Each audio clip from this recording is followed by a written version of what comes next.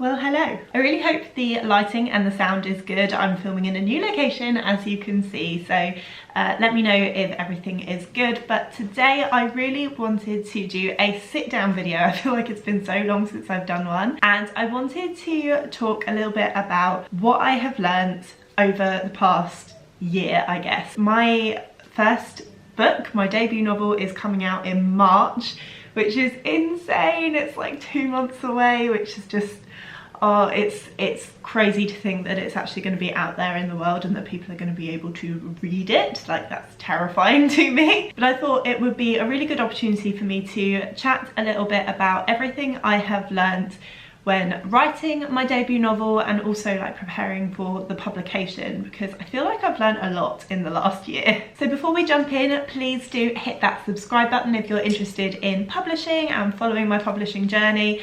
And please do pre-order my book. The Girl Beyond the Gate is available for pre-order in both ebook and audiobook, and I will link those down below. So the first thing I learned while writing my first novel is that actually the first novel you write may not be your debut. This was a really hard thing for me to learn. I basically wrote a novel a few years ago now, which will never see the light of day. I did actually get it to beta reader stage, so I sent it out to a few people, got some actually really good feedback, and started editing it before I decided that it was not the book that I wanted to be my debut. I wouldn't be proud to put it out into the world. So I put it in a drawer, and it will stay in that drawer forevermore. But when I was first writing that book, I had it in my head that if this book doesn't get published, I'm gonna give up, because it was such a monumental thing for me to do, to actually write a full-length novel. I was like, I cannot put all of that effort in just for it to fail. Like, that was just my mindset, and I really encourage you not to have that mindset. If you're writing your first novel, do not have that mindset, because the thing is, it may not be your debut, and it may be that it doesn't get picked up, or it may be that you decide, like I did, not even to query it because it's just not good enough. But it doesn't mean that it's wasted work. I am so glad that I wrote that novel, and I will be forever grateful to that novel, and I will keep it in that drawer as a little memento, and I'm sure I'll look back and read it at some point and cringe a little bit.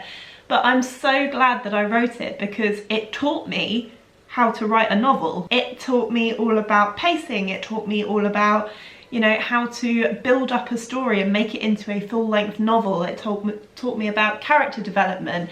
And, you know, you can learn about all these things by writing short stories and things like that, but until you've actually sat down to write a full-length novel, I don't think you can possibly get that experience. It is very different writing a short story to a full-length novel. It's a completely different practice to make sure that the story you're telling is actually worthy of that amount of words. So yeah, I feel like everyone needs to get a bit of a bum novel out the way first before they can write a really good novel. And I mean, every novel you write is going to be better than the last, or it should be. You should constantly be growing. So yeah, I feel like if you're writing your first novel, like, obviously make it the best you can make it, and hopefully it will get picked up, hopefully it will get you a book deal. But if it doesn't, it's not wasted work. You will have grown, you will have learned, and it will make you a better writer for the next one. Okay, the second thing I learned is that to write a book, you just need to be disciplined enough to write it. I get asked a lot about like how to write a novel and how to actually get to that finish line of typing the end. Honestly, I don't think there's any secret formula. Lots of people do lots of different things. Some people plot, some people just make it up as they go along. You know, everyone sort of discovers their own way of writing, but the main thing that you need to do if you're planning on writing a novel and finishing a novel is to be disciplined. It's really easy to sit back and think, I don't feel like writing today.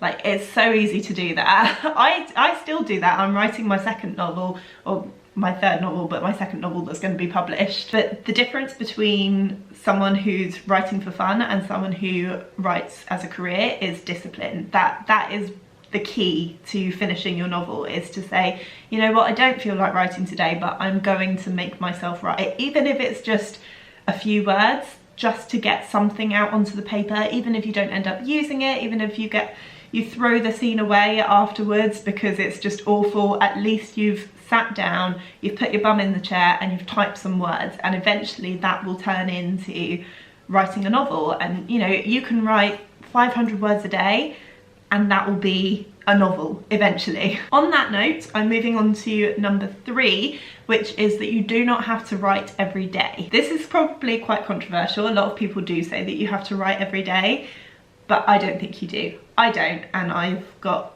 a 2-book deal, so you know. Some days you do not feel like writing. Some days you can't write. Some days, you know, there's too much going on.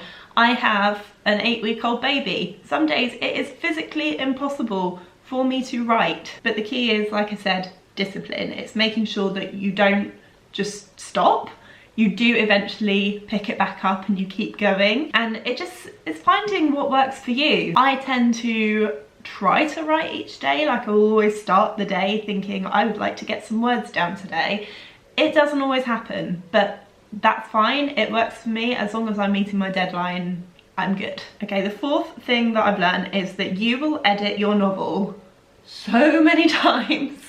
Like, you will read it and edit it to the point where you get so bored of the story and you'll still miss things. I've literally just handed in my proof edits, which is, so I did a round of edits on my own when I first wrote the book. I then did a round of edits with my critique partner, mentor. Then I did a round of edits with my agent. Then, in fact, I think I did 2 rounds of edits with my agent. Then I did a round of structural edits with my editor. I did a round of copy edits with my editor. And then I've just done my proofread with my editor. So is that 7 or 8 rounds of edits?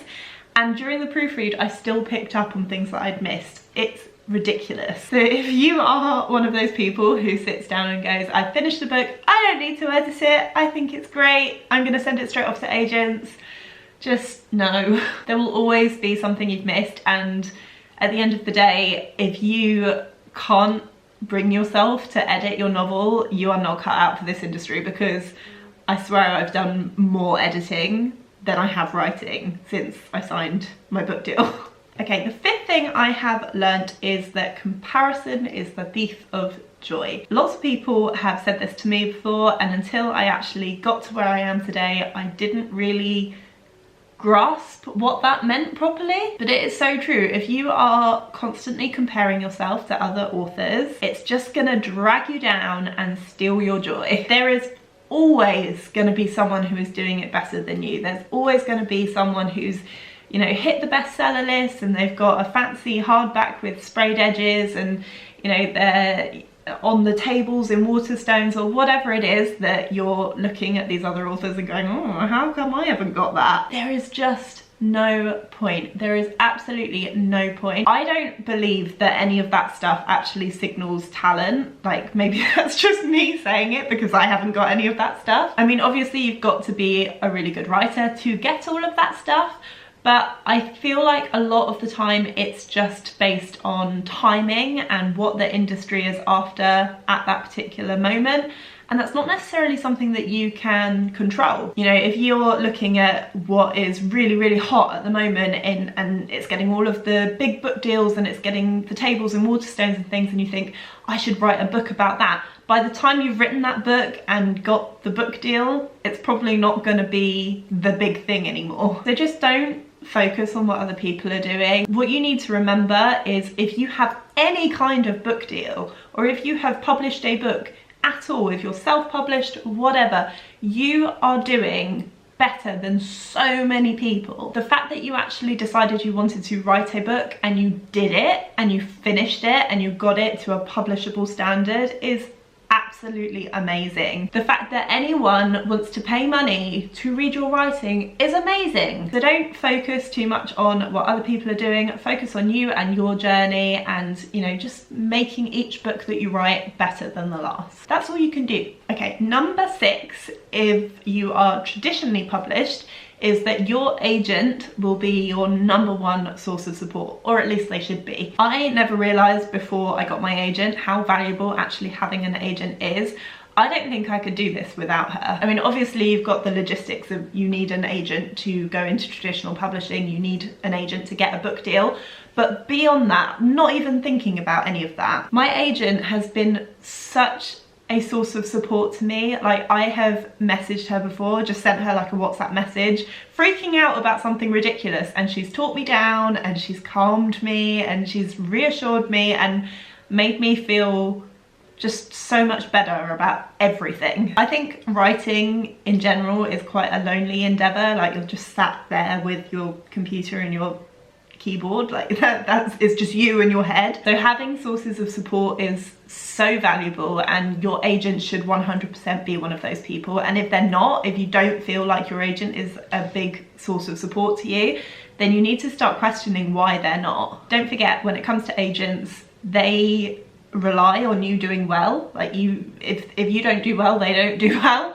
So it should be a team effort. They should be there holding you up and, you know, making sure that on the days that you're struggling, that they're the person to go to and say, hey, I'm struggling. And you should feel comfortable enough to be able to say that to your agent, and I absolutely do. I'm so grateful for Emily, my agent. Like, I don't know what I'd do without her. Okay, number 7 is kind of related, and it's to find your people. As I said, publishing and writing is very lonely, and you do need those sources of support. I'm very lucky in that I've made quite a lot of author friends, not just since I got a book deal and, you know, I joined the 2022 debut group, which I would absolutely recommend you do. Join a debut group so that you're with people who know what you're going through. But I also did a lot of author reading events before I got my book deal, and I've met a lot of authors through that.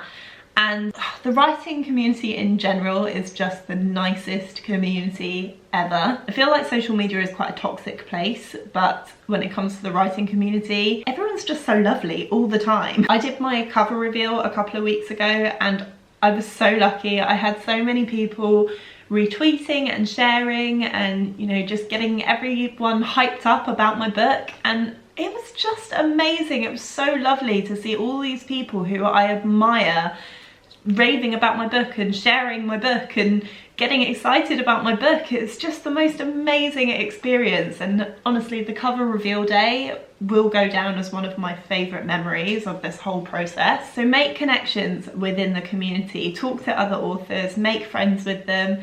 You know, the fact that I've got my lovely mentor Laura North, who I can just message whenever I want to and say, hey, I'm feeling down about this, or hey, I'm not sure what to do about this, and she will always reply with the most amazing advice. You know, I've got these other authors who I can, you know, I can be on their podcast, or I can chat to them about anything to do with writing, and it's lovely having these people who understand, because, you know, none of my family write, none of my friends write, so they don't really get the process, they don't really understand it all.